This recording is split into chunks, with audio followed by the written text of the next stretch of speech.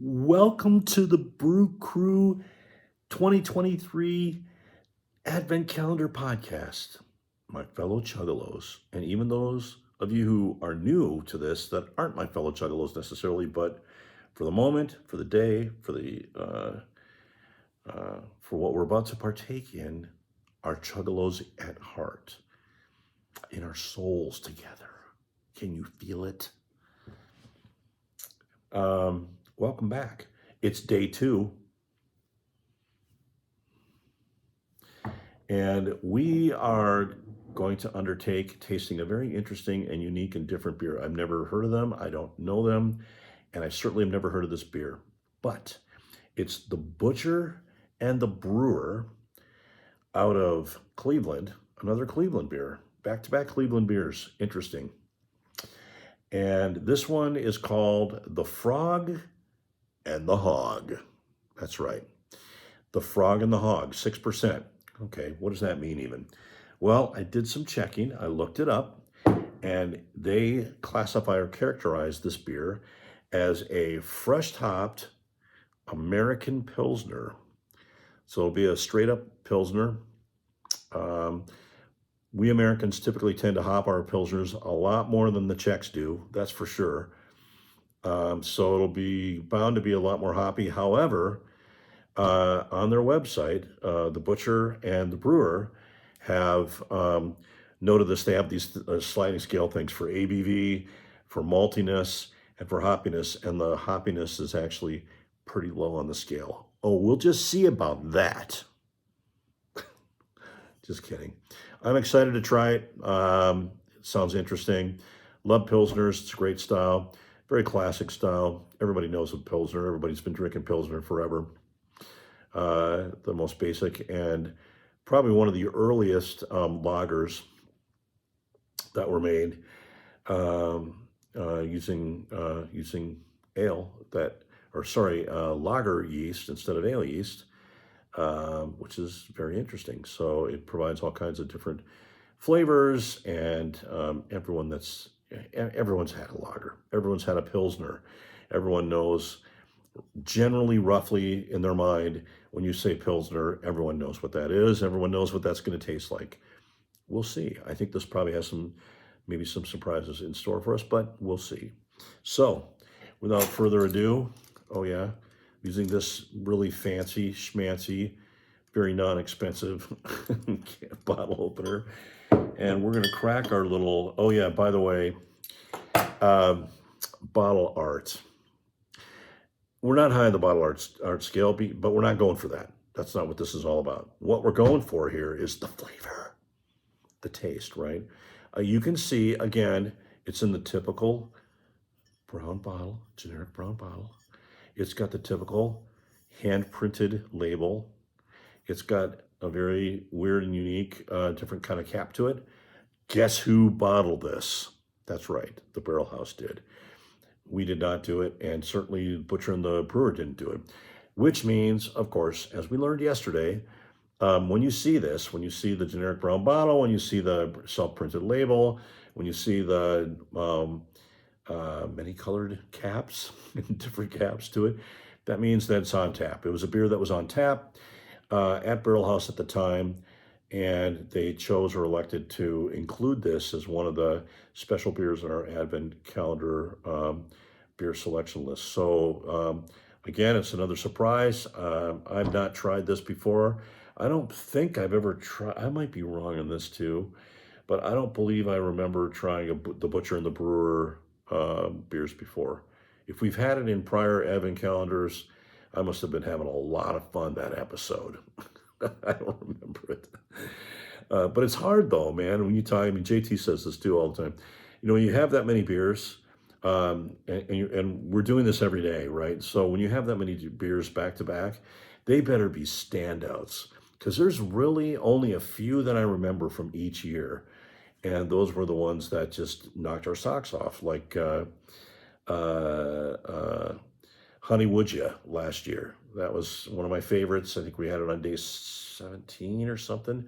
I think we had that on the day that we got together, actually, in the carriage house. So kind of a peak. I wasn't 17. It was later than that in the advent calendar. But there's beers like that that stand out, right? But they got to be something special because we got a calendar that's just loaded with specials. So we're gonna try this one out and see just how special it really is. Yeah, I don't have any special effects, so I can't do what I normally would think should be done here. I don't have any music playing, so I can't do that. By the way, Steb, nice choice of background music. I don't know what that was exactly, but it was really festive and kind of smooth and cool and all that stuff. I'm not worthy, dude. Anyway, here we go. I'm opening this puppy up. We're going to get into this. Oh, sorry. 3, 2, 1, fake. And my cap today says Wednesday. Okay. We'll go with Wednesday. All right, so right away, Pilsner, I'm expecting a light straw-colored beverage. It might be clear, it might be cloudy, depends on a lot of different conditions, the conditions of the yeast, the conditions of the storage of the thing, lots of different things. So let's just see right now what this is going to pour like.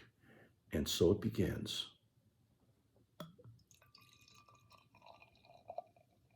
It sounds really good. Yeah, look at that golden color, that golden straw color. It's actually more than straws.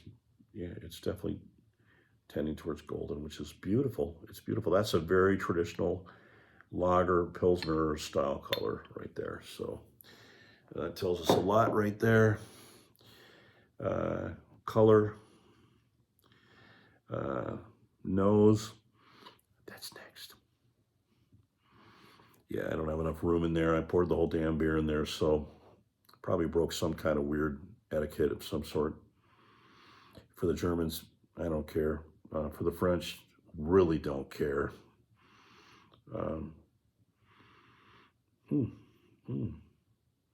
Yeah, it's got a real light character to it, although it's got a really interesting, there's a lot in there, though. Even though I say light, I don't mean to dispel that or discard that as a disclaimer or a throwaway. There's a lot in there. The thing that I love about lagers and pilsners is they're, it's not, with ales, particularly IPAs, there's so much hops in there that it just comes at you like an M1 tank, and it lands that sucker at your front door, and you know it's there because it blows up right there in your face. The hops, I mean, lagers are much more subtle, much more balanced, much more cleverly sort of balanced in that you'll be able to taste a lot more of what's going in there at a much more subtle level than you typically would with an IPA, just because it's less hopped. It's meant to be more balanced. The hops are meant to really give it crispness, some crispness to it, a little bitterness, of course.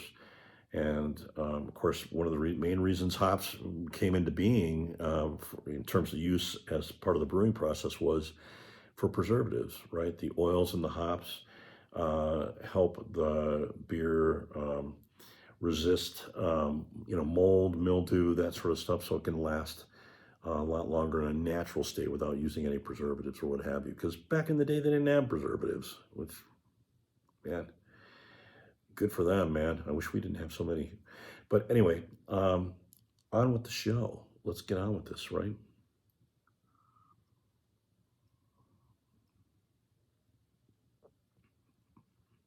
Yep, very classic flavor. 6%, that's what it says. That's what it's advertising here, 6% alcohol. That's pretty high for a Pilsner, I find. You don't typically expect that, maybe 4.5%, something like that. On the off occasion, maybe 5, but 6 is pretty dang high for a Pilsner.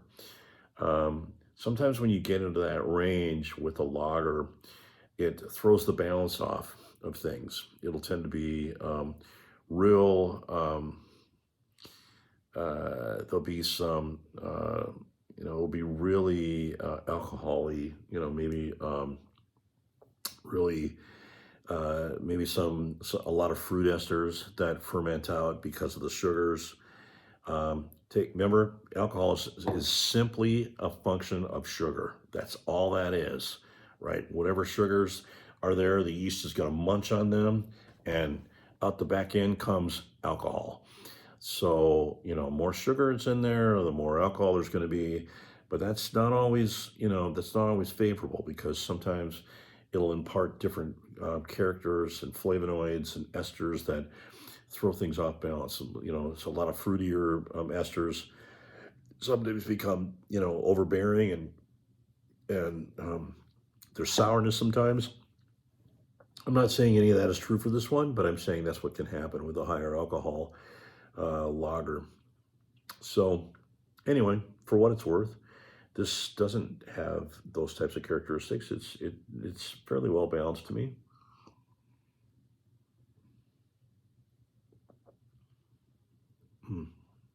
Yeah, very well done. It's an excellent example of a Pilsner. It tastes very traditional, tastes very classic to me. Nothing, super outlandish or outrageous there. There's no infusions or, you can see it's super clear. There's no haziness at all. That's good. You don't want haziness in your lagers or your Pilsners. You want it to be really nice and clear and crisp like that.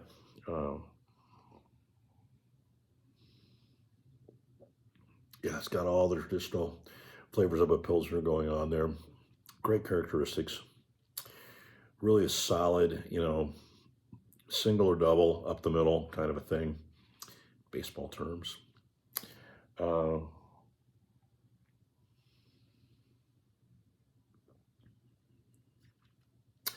Some who are looking for, the interesting, wow, that tastes like a, blueberry shake or whatever, they're going to find this maybe not to be so fun or interesting. But I find it refreshing and nice to have a really, straight ahead traditional style that's still done very well. That just impresses me. It gives me a lot of hope that the current and future generations of brewers are still respecting and appreciating, the original styles of some of these and they're still brewing in that way. So I like this a lot. Mm. Again, you'd probably have to drink a lot of Pilsners to see a lot of differentiation. It's kind of like IPAs, which I talked about yesterday a little bit. There's just so many lagers and Pilsners out there that are brewed really well. A lot of great brewers around the country now, a lot of great brewers in Ohio. And, it takes a lot to excel and differentiate yourself and really make a difference to be noticed and to get on the Richter scale in a certain style or genre like a Pilsner, like an IPA, like a lager.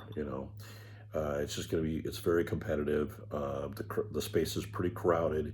There's lots of beers in there. There's lots of newcomers coming up. And of course, the first, they're trying to make their mark. And the first beers they're going to make are the traditionals, right? They're going to make IPAs. They're going to make milds. They're going to make browns. They're going to make, Pilsners and lagers.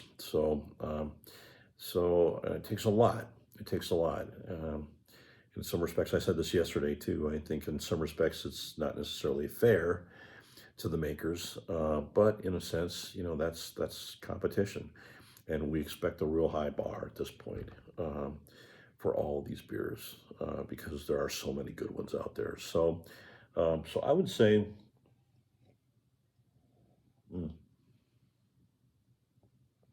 it's really good, above average. Not average or below average. There's nothing funky about this. There's no, discoloration to it. There's no distastefulness to it. There's no sour notes or anything funky that doesn't belong.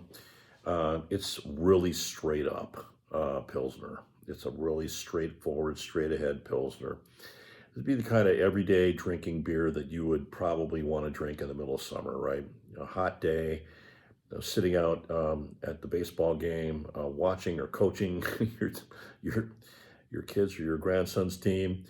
Um, you know, have this ice cold and or at least you know in the acceptable range of cool or coldness. It's very refreshing. You know, it would definitely quench the thirst, and it would definitely hit the spot that way. I think it would actually pair well with a lot of different types of food as well. Probably any type of food, really. I mean, whether you're not a lager person or an ale person, you know, the standard issue, lagers, pilsners, ales, they'll typically pair well just about anything. For example, this is so up the middle that you could have this with a burger. Could, absolutely. You could have it with a steak on the grill. That may be stretching it a little bit. You probably want maybe something a little bit more. You probably want a little bit more, you know, a bigger style, maybe an IPA or something. I'd go with a red wine myself, but you could drink this with a steak on the grill. Absolutely, no question about it.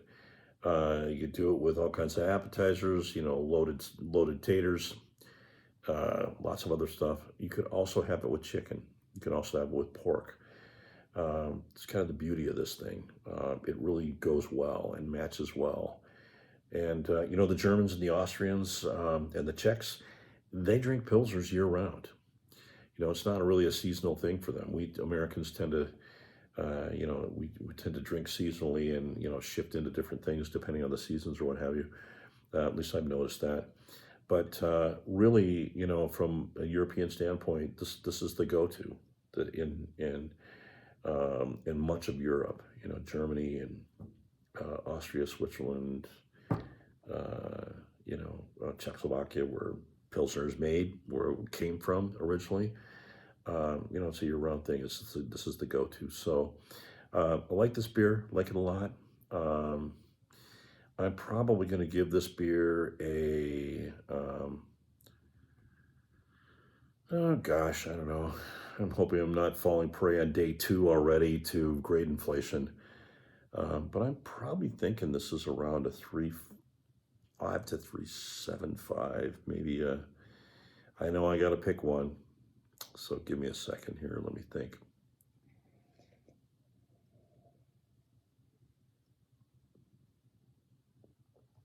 You know what? You can't go wrong with this thing.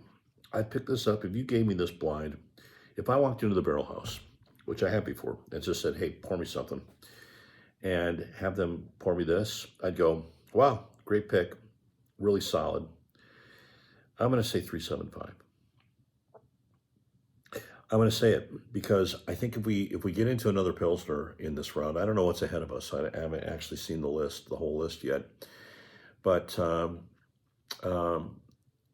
kind of what I said about yesterday's as well, that red IPA that we had yesterday, I'm going to say the same thing.